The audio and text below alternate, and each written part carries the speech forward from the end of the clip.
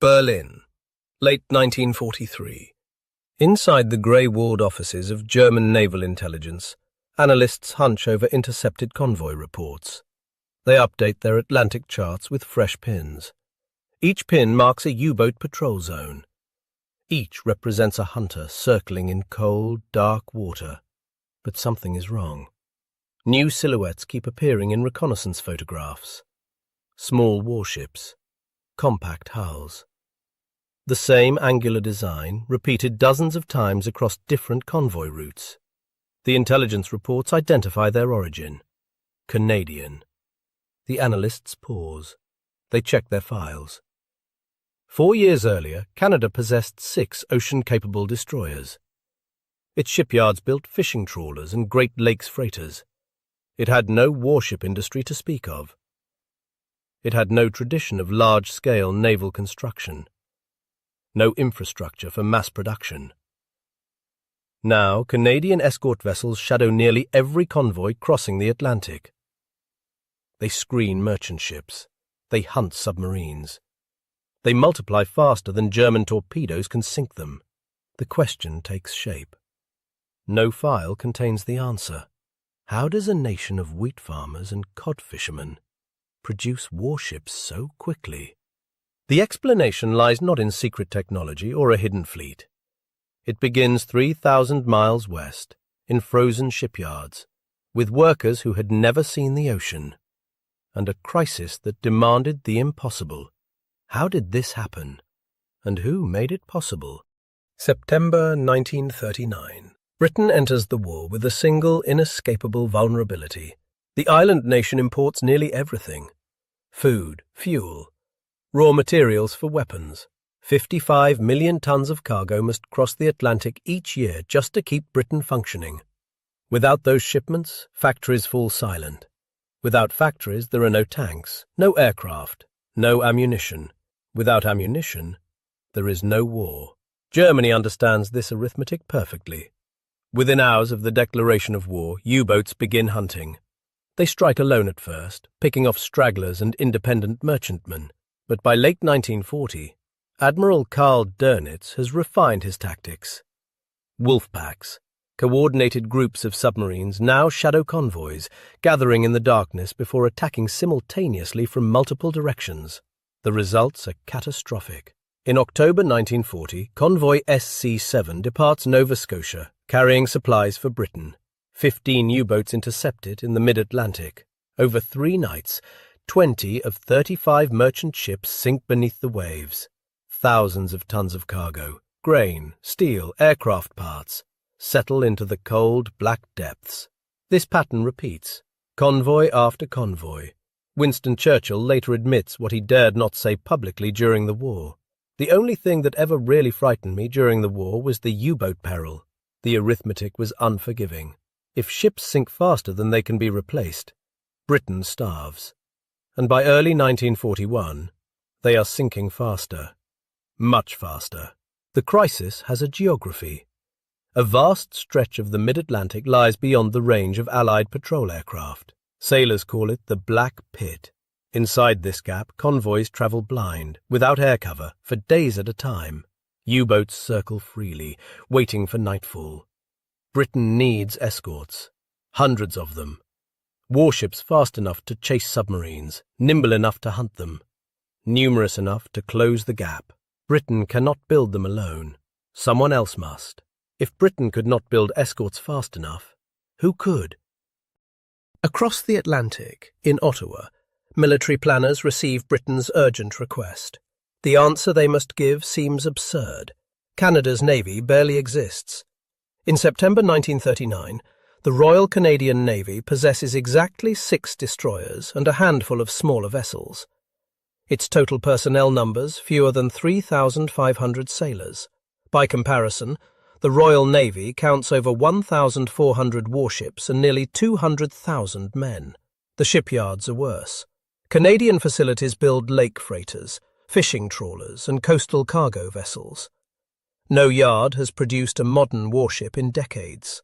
The tools, the expertise, the skilled labour, none of it exists for naval construction. And yet the request arrives anyway. Build escorts.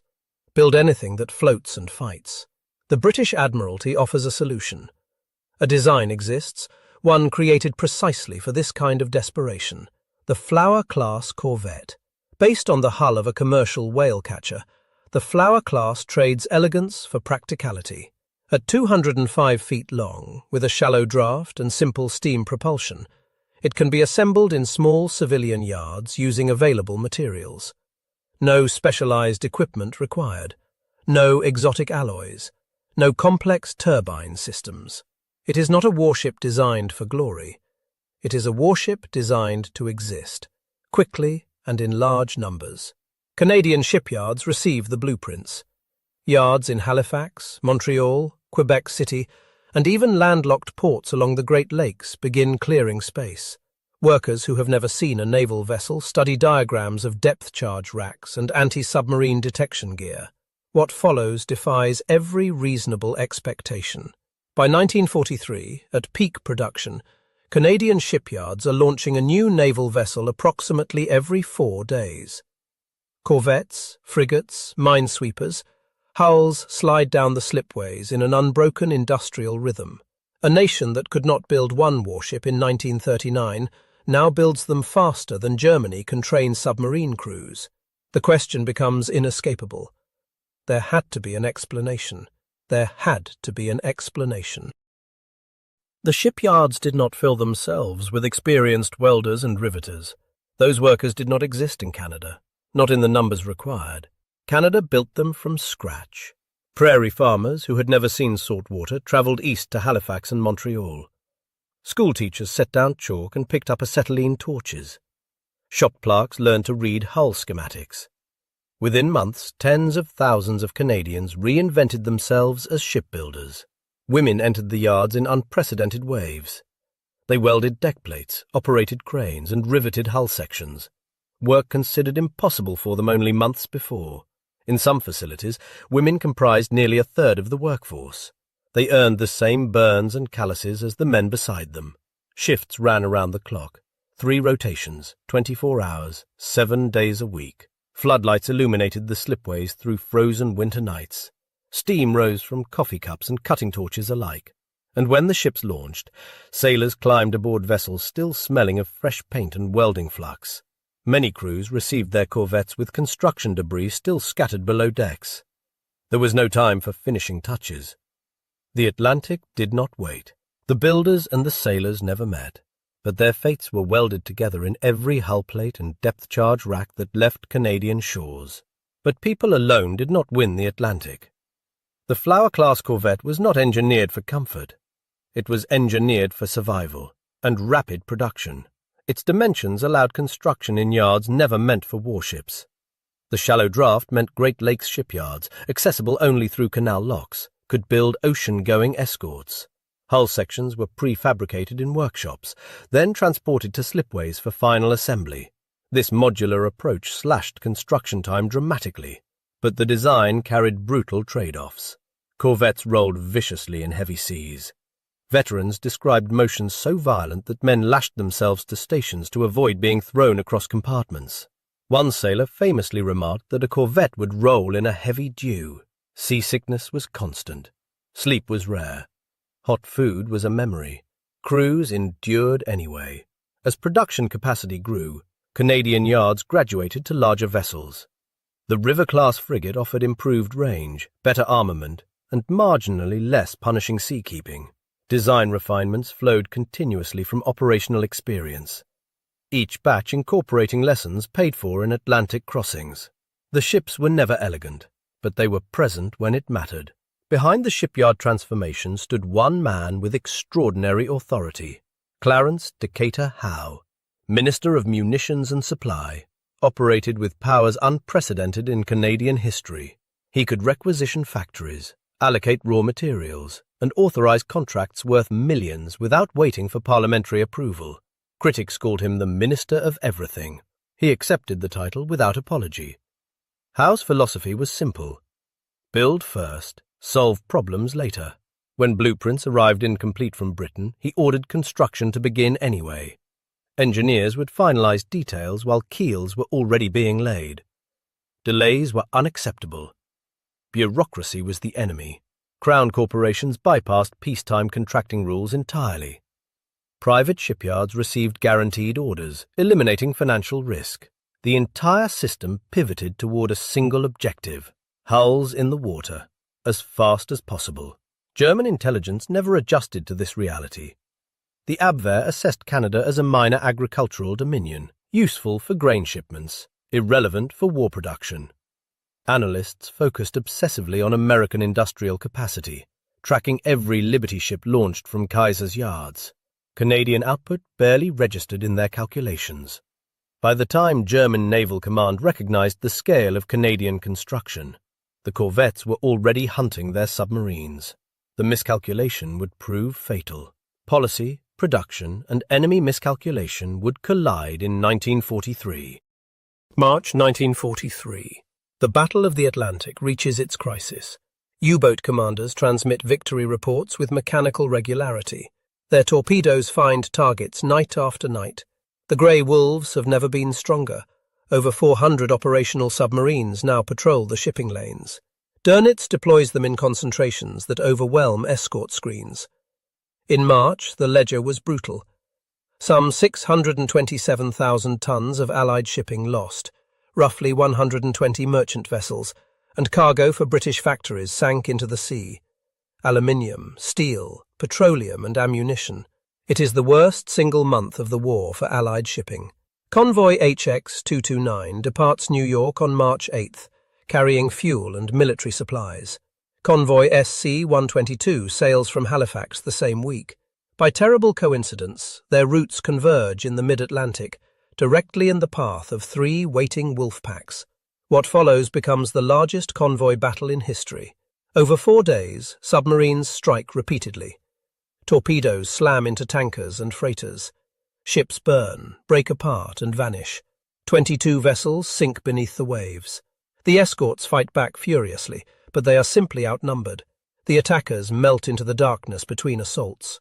In London, Admiralty officials face an unthinkable calculation. Losses now exceed new construction. The deficit compounds monthly. At this rate, Britain cannot sustain imports long enough to continue the war.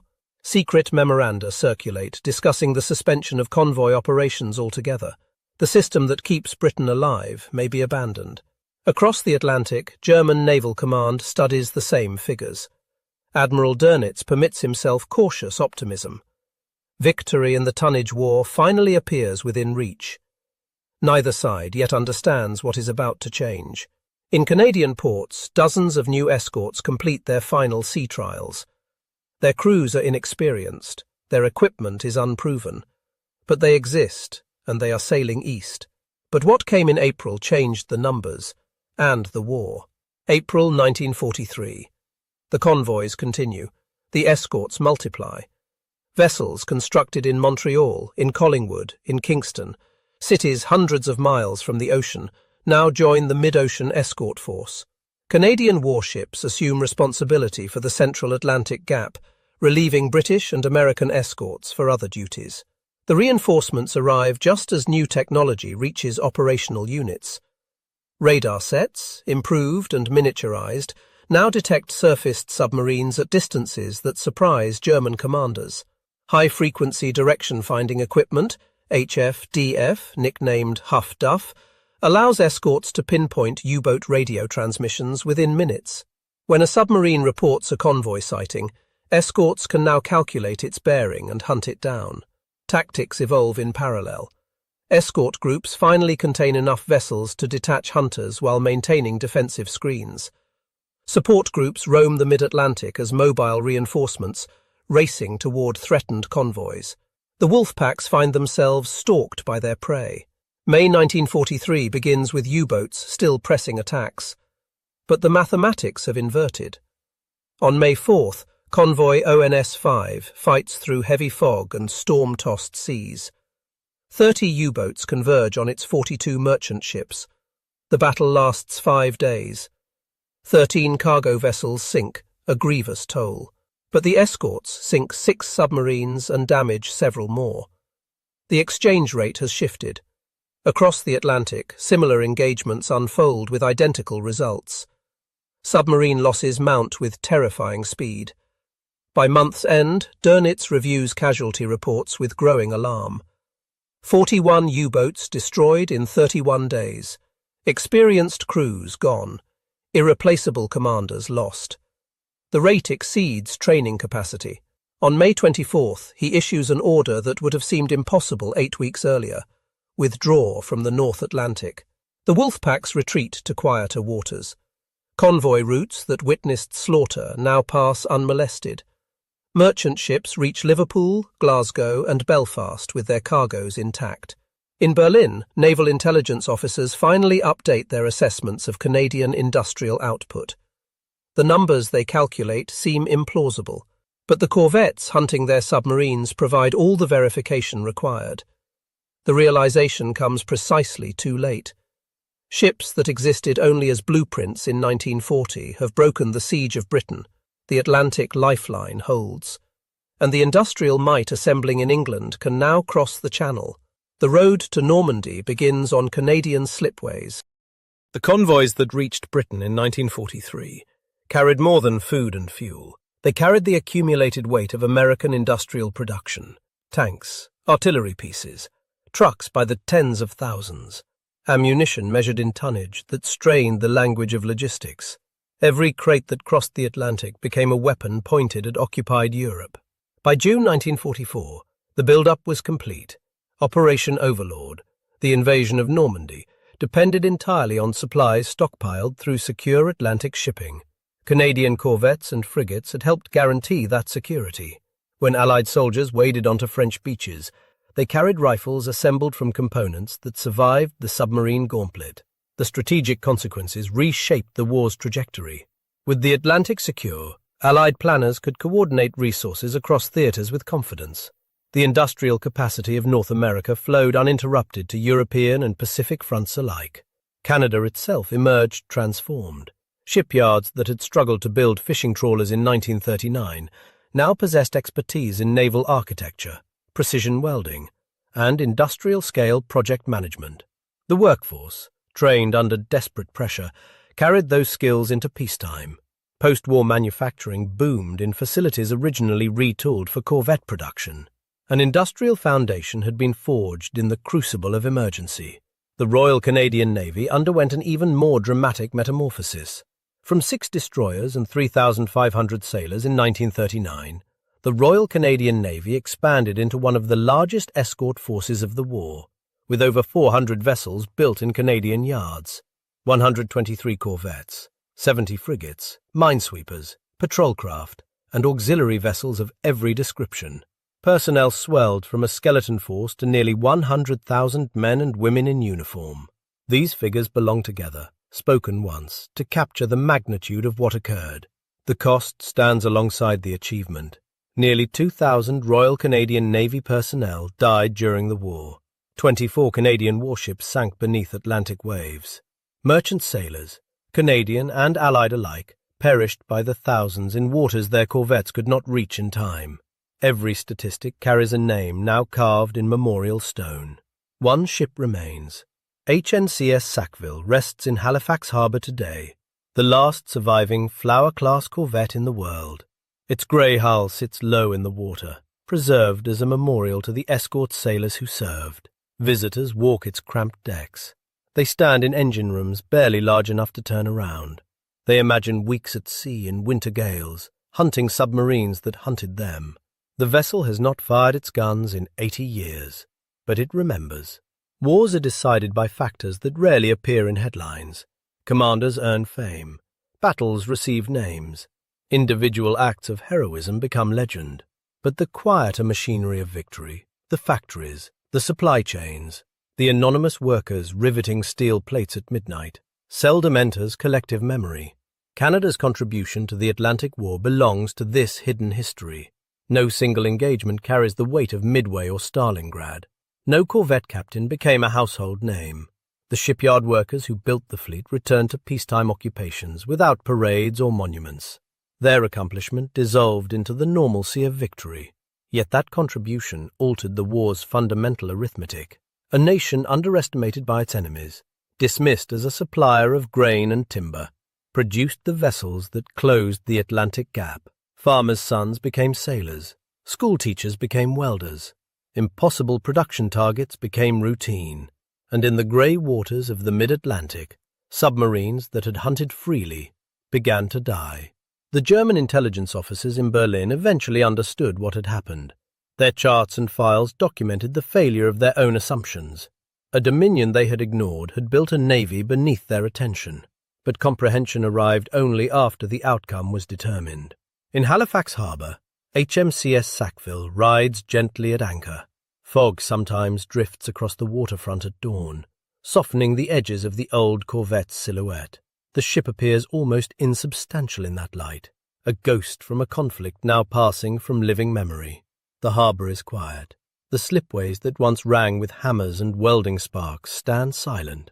The convoys no longer form, but the sea remembers what crossed it, and the steel remembers what it was built to protect. The camera holds on the grey hull, motionless against the morning mist.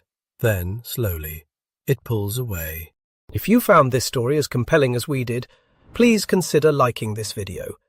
It helps Canadian Legacy share more forgotten chapters of the Second World War. Subscribe to stay connected with these untold histories. Each one mattered. Each one shaped the world we live in. And we'd love to hear from you. Tell us in the comments where you're watching from. Our community spans continents, from veterans to historians, from classrooms to living rooms. Thank you for watching, and thank you for helping keep these stories alive.